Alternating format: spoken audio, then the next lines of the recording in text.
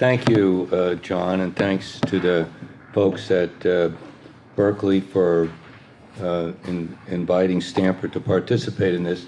I'm really happy to see the folks from Chile. We've had a long relationship between Stanford and Chile. Personally, mine goes back longer than I would care to admit. I mean, I knew the folks from the original California Chile project here. In fact, I think there's one still here, de Jean-Ry, I think was involved back in the 60s and well, at least early 70s with that project. It was highly agriculturally oriented. His economics department was involved. So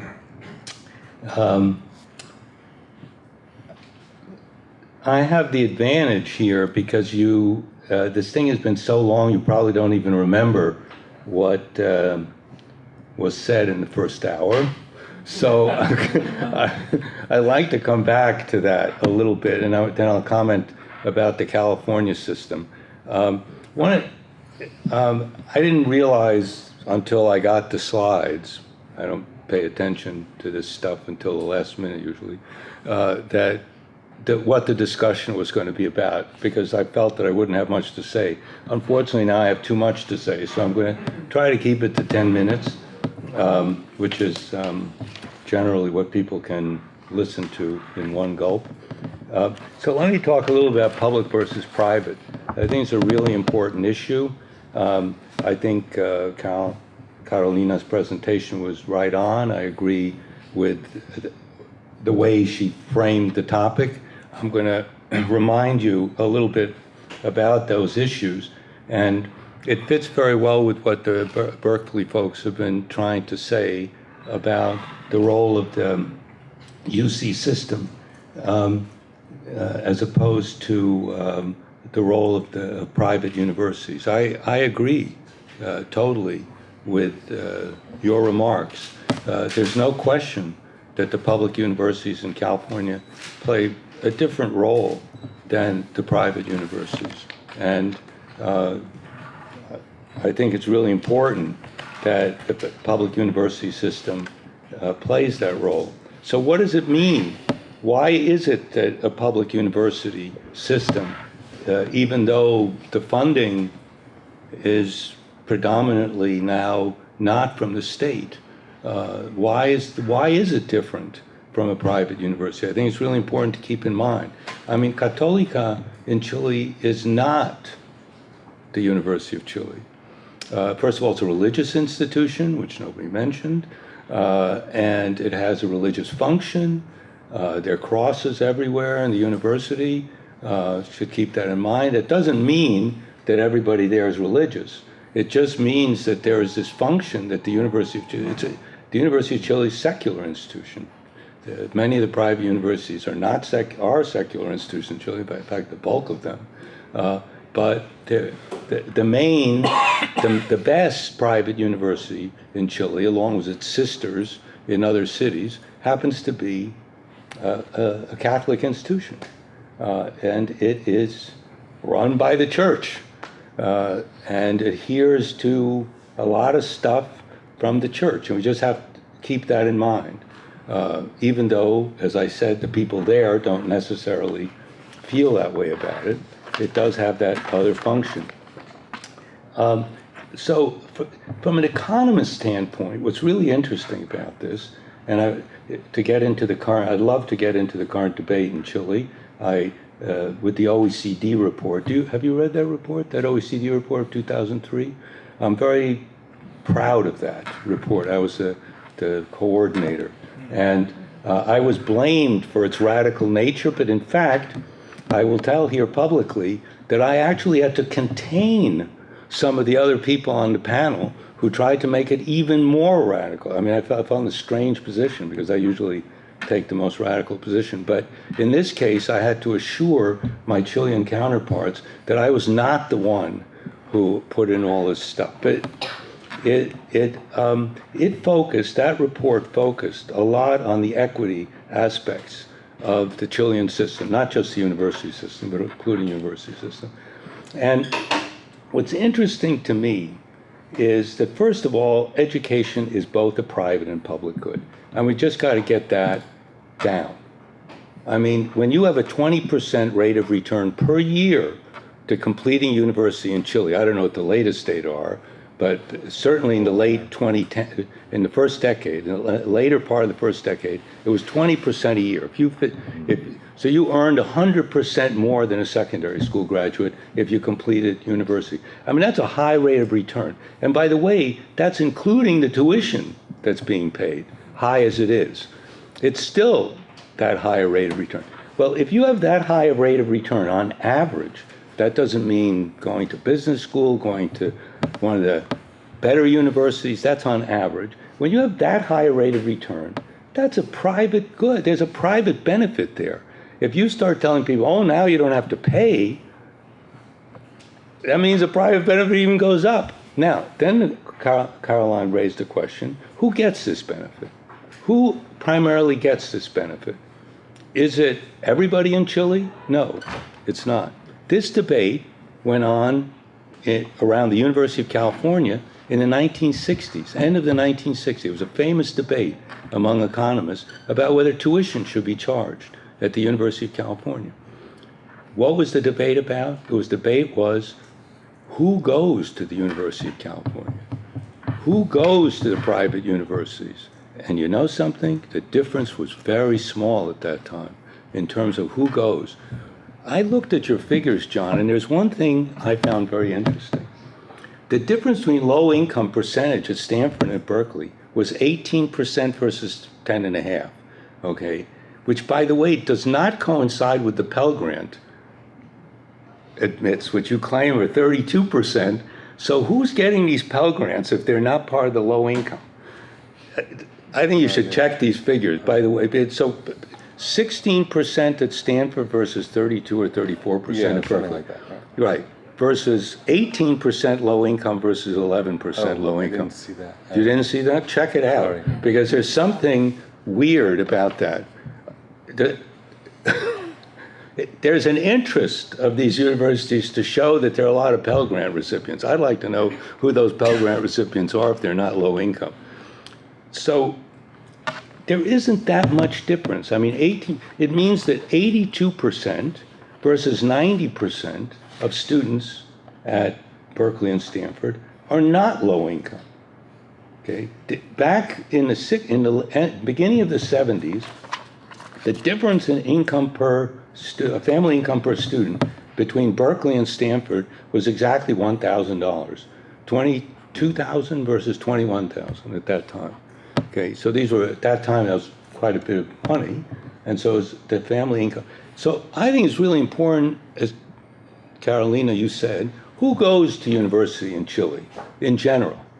And we know what the story is. Even with all this expansion, if you look at universities, the real universities, by the way, not just higher education, because there are a lot of other institutions in higher education, if you go, it would be interesting to know the social class of these students and how they differ between universities, because that's really important. So that's the first thing. Who benefits from this high rate of private rate of return? And so when we talk about giving a free university, we go to the Brazilian case. The Brazilian case is that the public universities are free, completely free, okay? The people that go to the private universities happens to be of even higher social class in Brazil than they are in the public universities, as you might expect. Very few low-income people, bottom 40% of people in Brazil go to universities, very few. And the same is true in Chile.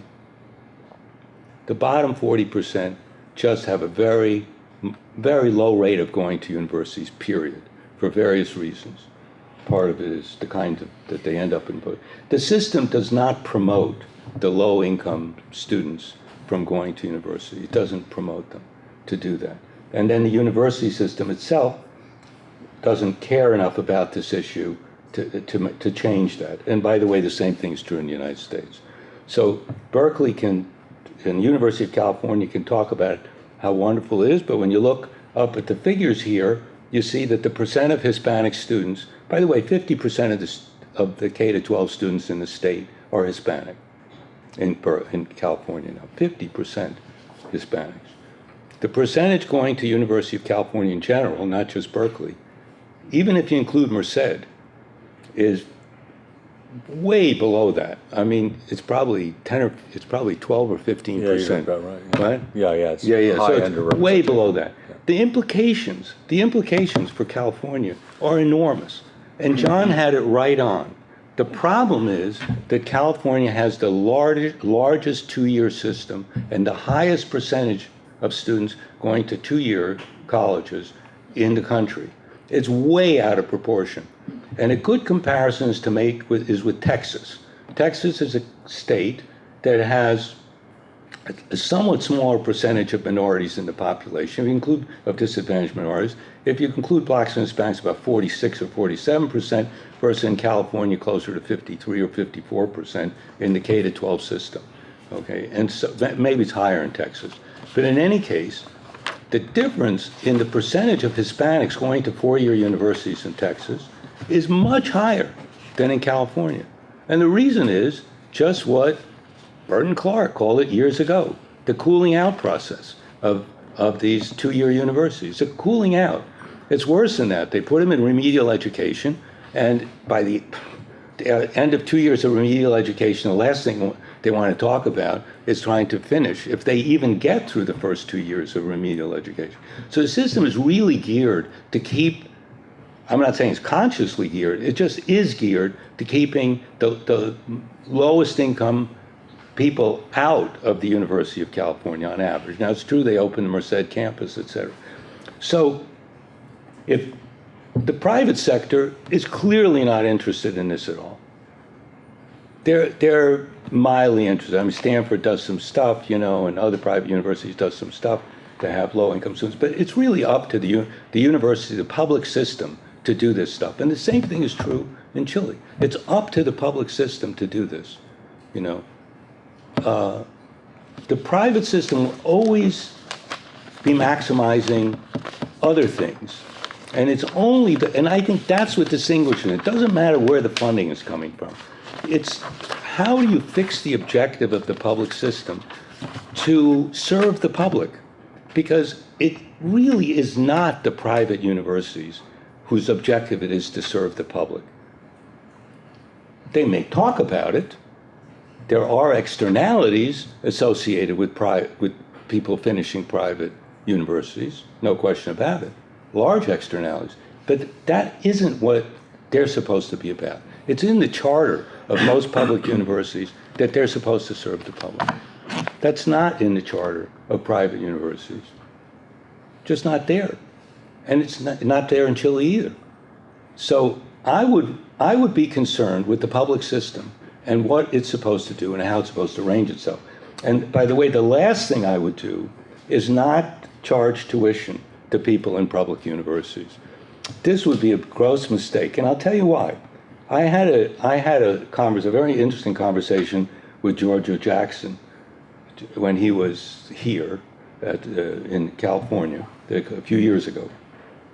And I was really convinced by him that if you could do it, it would be much better to do what the French and the Swedes and everybody else do, is just tax the hell out of the rich and then provide free public higher education. Make them pay for it, okay? It's not copper exports tax, like in the old days in Chile. That's what paid for higher education. But a wealth tax plus an income tax on the rich, that's what they do in France. They collect so high taxes that the middle class and the upper middle class feel it's their right to go to university. And they're correct. They pay such high taxes that they feel they should have free university. So that's what Jackson wants. That's the objective. Here's the problem. The problem is in France you can collect those taxes, okay? And there's a high percentage of people who actually are taxable at high rates. But that's not true in Chile. In Chile, A, you can't collect the taxes, and B, there's a relatively small fraction, even though it's the richest per capita country in Latin America, there's still a relatively small fraction of people that you can just tax the hell out of in order to collect enough money to pay for the university. So what is the alternative? There's only one alternative, and that is make university free for people that can't pay, as it is becoming anyway in Chile.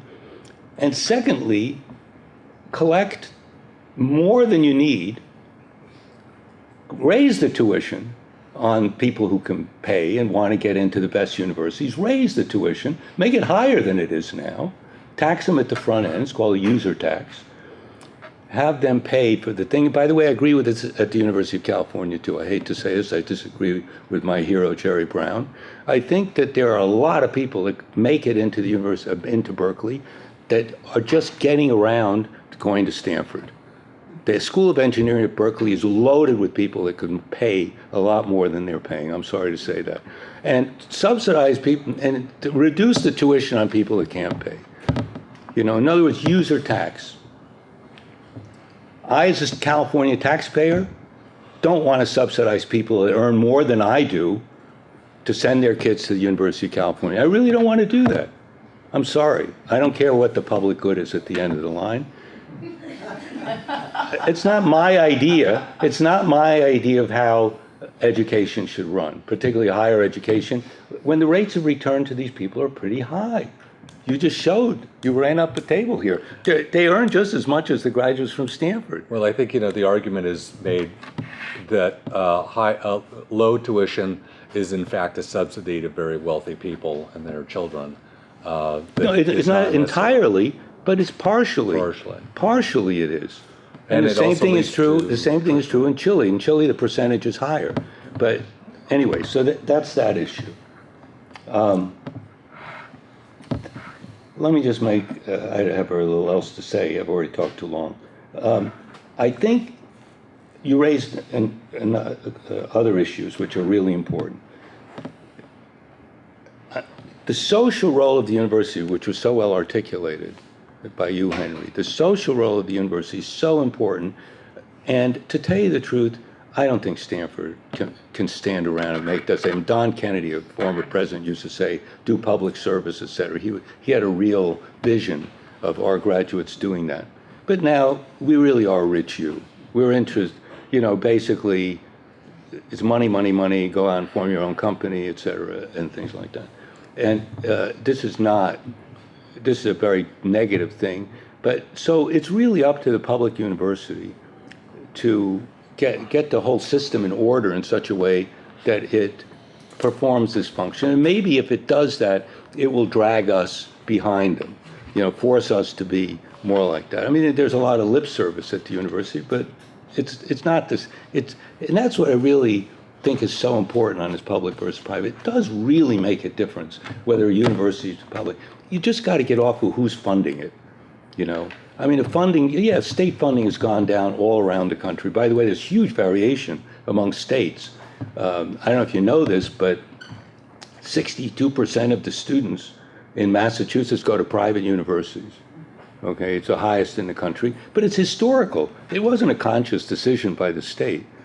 And in California, I think it's about 23% for four-year universities. So I think that the important thing is that we get off this idea that it's that cost sharing means privatization. It does not.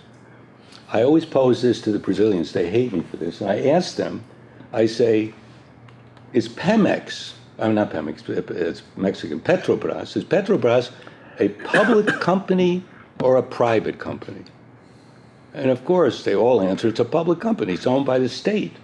And I said, and there's good reason for that, right? You don't want private companies owning the natural resources, it's oil, the important natural resources of the Brazilian nation. You want to have control. You want the public to control what's happening with the natural resources, okay? So I asked them this. I said, when you go and buy gas, Petrobras gas, do you pay for it or is it free? Of course, you have to pay for the gas. It doesn't make it less of a public company because you have to pay for the services, okay?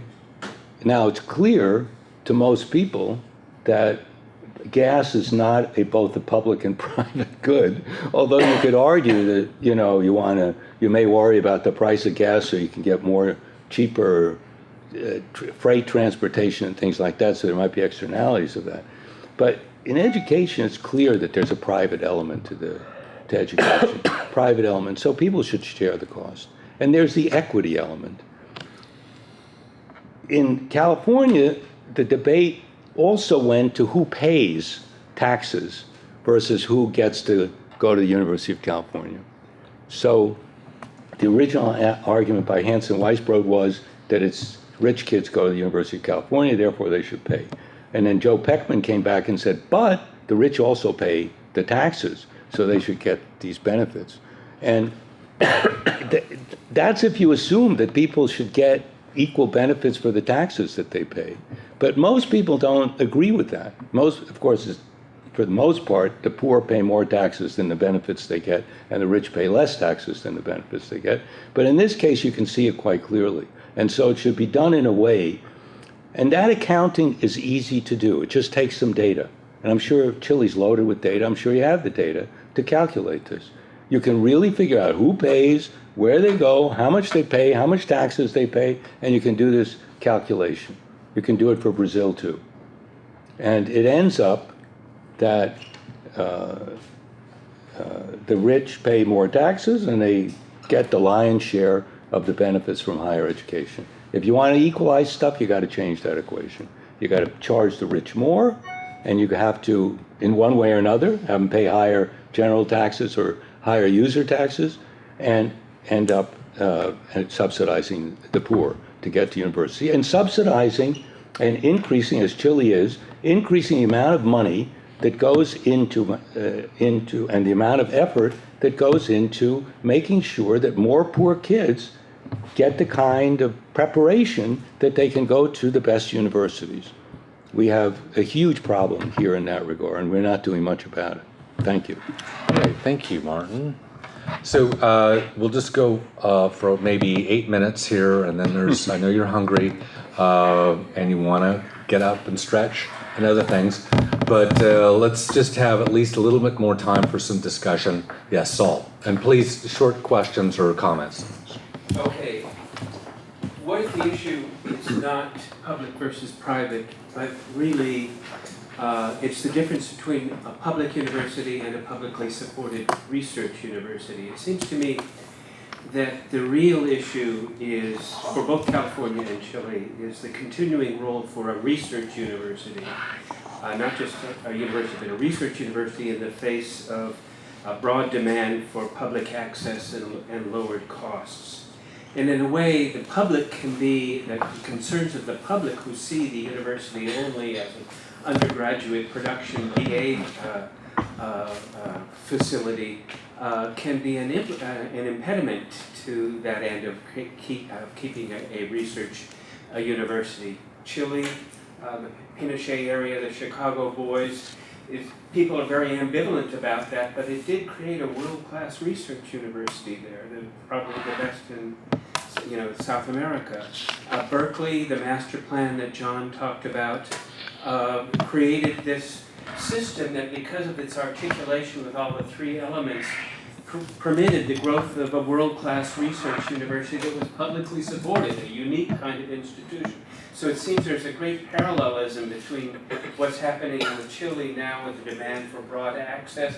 What happens to the public research university in those situations? Why don't we let our Chilean colleagues make a comment on that? Do you want to make a comment on Saul's? I would like to. Yes.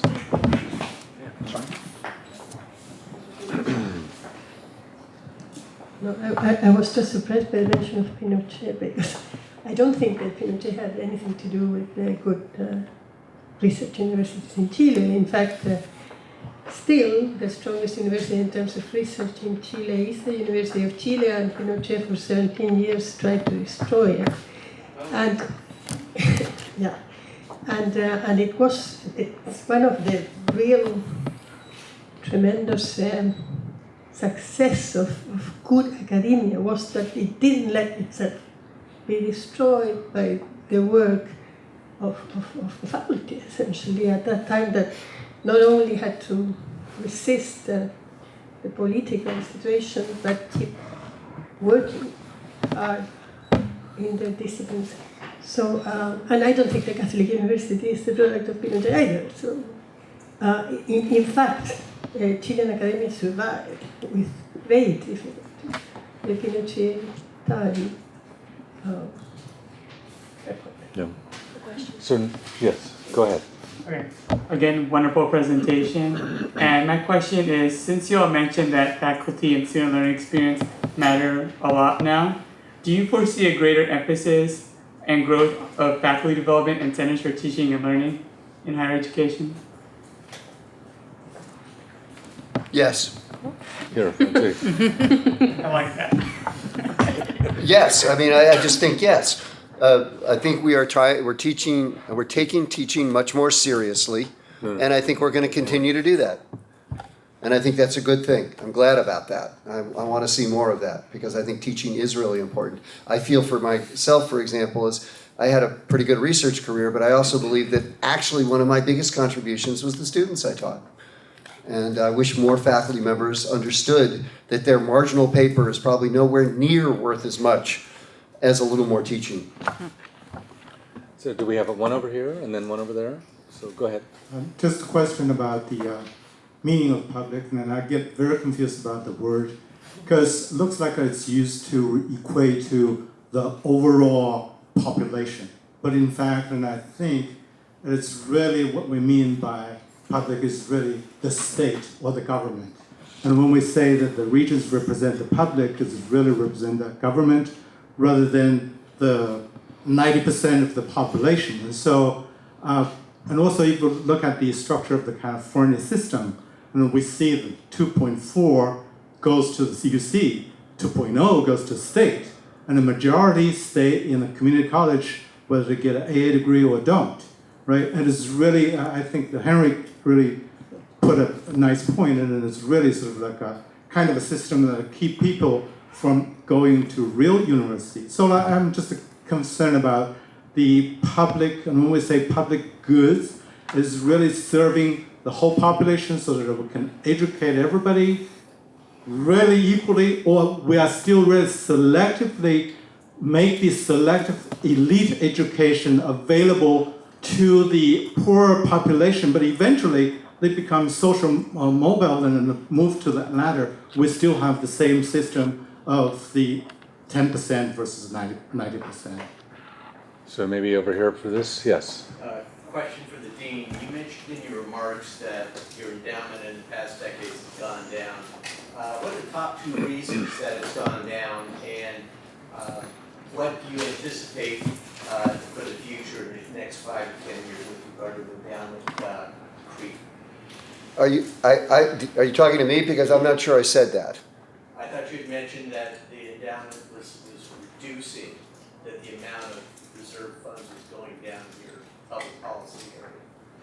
No, I mean, my endowment's gone up because of fundraising. So my endowment's gone up. It's increasingly an important thing we have to do to raise money for the endowment so that we can sustain ourselves given the disinvestment by the state. So for example, essentially all of my staff are now funded on non-state monies. I have about 25 staff, and maybe 2 or 3 of them are funded by state monies, and all the rest are funded either by students through tuition and what's called the professional degree supplemental tuition, or through endowment, the earnings from the endowment.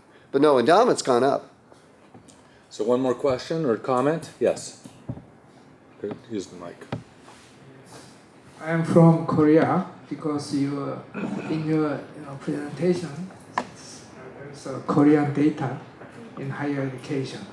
Korea is very typical higher education system.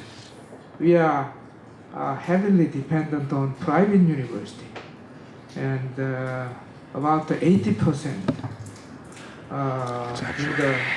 in the number of student enrollment, and also in the numbers of universities are private universities, 80%. So Korea is very typical system, and also we are facing very severe, financial issues in public university and also private university, like as a UC system. And private university didn't receive at all from the government for the ordinary budget. And so the public university is suffering from the government funding. So recently, the public university started to transform the governance system to a corporatized system, to have more funding outside. So in general, in Korea, the private university and the public universities' role are very convergent to each other, very convergent in recruiting students, in funding, budget. For example, our university, private university, introduced 5 years ago in recruiting students from low class income and student need-based student about every year several hundred students every year. So that's the one. And the other one, as mentioned, Carol and Henry, also you answered. In the research university, my university, faculties enjoying their research in their offices, closing door, focusing on research. Then, in particular, undergraduate education. Nowadays, we are very weakening in undergraduate. So how can we compromise in research university to maintain excellent research quality and as well as undergraduate education? Okay, I think we need to wrap up. We're already a little bit behind schedule, and I do want to say that I thought that we had a really invigorating, broadly defined discussion of what the public role and purpose of universities are, and obviously it's a vast array, and it's something that I think we can work at to perhaps create a much stronger framework to talk about it in terms of international comparative. We see a theme over and over again, which is that the declining in public investment is somehow changing the nature of that public role. And the question is, how do universities cope with that? But there are also major traditional changes between, say, the publics and the privates, or say what we have here in California versus what I would say we see in the institutions at the University of Chile. Yes? Yeah, Henry raised a really interesting point about charging tuition. I think it's worth a discussion because he said that if you have students paying more tuition, you're going to be more conscious of what you do with them. I have to tell you, at Stanford, we charge a lot of tuition. The master's students, most of them just pay full ride. And I have to say this, we really have to pay attention to those master's students. You cannot, I don't care how much you like research, if you don't do that, you're going to create a situation where you're not going to have them coming anymore. So you've got to do that. So there is the undergraduates idolize us, and the PhDs want to be like us, and the master's students don't want to be either of those things. And therefore, all they want from us, I'm serious, all they want from us is a good education. Exactly. And so I just want to say that I don't, first of all, let me say that, research money in the United States and in most countries of the world is highly concentrated in a few universities. So 25 universities in the United States get something like 80% of all federal research money. Fortunately for Berkeley and Stanford, we're two of them. UCLA is another. But in general, the 20% is spread among a bunch of places, but the fact it's highly concentrated. The University of Washington, I was shocked to see, just a few years ago, got $1 billion in stuff from the federal government. $1 billion. I'm sure it's associated with military and stuff, but the important thing is, on the public versus private, I think you've just got to separate. The question is, is charging tuition make you less public at the University of California? And the debate that all of you raised about whom you bring into the university to get that tuition, if you could raise tuition on in-state students, they'd scream and yell, but on the richer in-state students, you wouldn't have to take more international students. It's a real problem. Well, the fact I'm of the, with you on this, by Yeah. the way. Well, the fact Our of the matter- students are not, by the way. well, but the fact of the matter is that is the path. It's just whether, at what speed, because there is no turning back to a highly subsidized system. So with that, I do want to thank our panelists and thank you for your patience. And now to remind you that we do have a nice reception that is funded and supported by the Chile-California Council. So please enjoy yourself and have an opportunity to continue the discussion. Thank you. Thank you.